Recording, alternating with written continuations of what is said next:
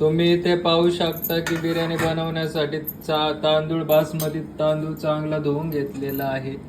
हे पाहू शकता चिकन शिजलेलं आहे, त्याच्यामध्ये वरून तमालपत्र ऍड केलेलं आहे. आता हे तांदूळ याच्यामध्ये टाकायचं आहे.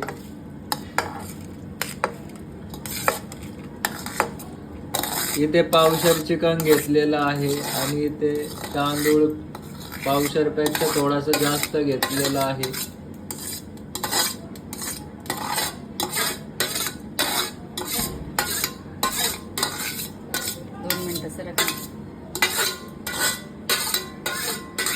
कर ना चालू तिकडचं नाही इकडचंच कर ना कुकरचं ऑप्शन.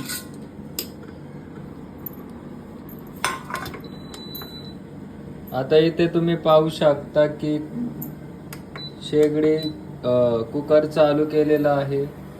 आता हे पूर्ण मिक्स करून घ्यायचं आहे, तांदूळ आणि शिजलेले चिकन. ही बिर्याणी तुम्ही कुकरमध्ये करू शकता. खूप सिंपल अशी रेसिपी आहे आणि झटपट तयार होते. याच्यासाठी काही हार्डवर्कची गरज नाही.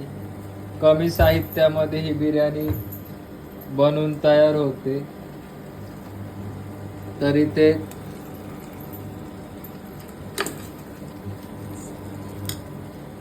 थोडासा खायचा कलर टाकलेला आहे,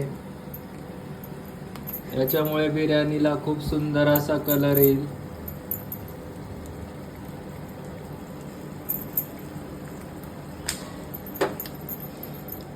आणि थोडस तेल वरून ऍड केलेलं आहे.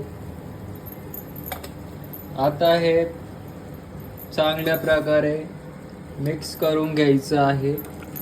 तुम्ही पाहू शकता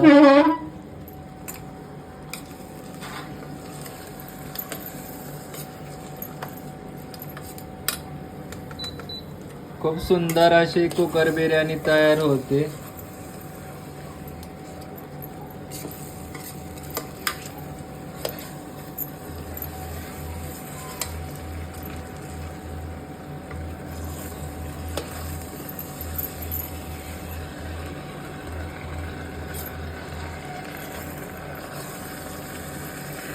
ही चिकन बिर्याणी माझ्या स्टाईलमध्ये आहे. तुम्ही हॉटेलमध्ये वेगवेगळ्या प्रकारच्या बिर्याणी खाल्ल्या असाल, पण अशी बिर्याणी तुम्ही पहिल्यांदाच पाहत आहात.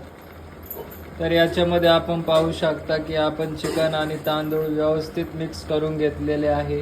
आणि आता याच्यामध्ये पाणी टाकत आहोत. तर पाणी आपल्याला खूप जास्त नाही टाकायचं आहे. जेवढा तांदूळ आहे त्याच्यात थोडंसं वरती पाणी येईल एवढं पाणी टाकायचं आहे. त्याच्या आधी ते पूर्णपणे मिक्स करून घेतलेलं आहे.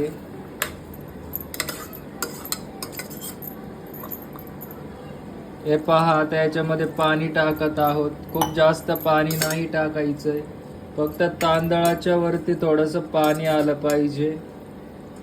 जर 1 वाटी तांदूळ असेल तर तुम्ही त्याप्रमाणे 2 वाटी पाणी टाकू शकता.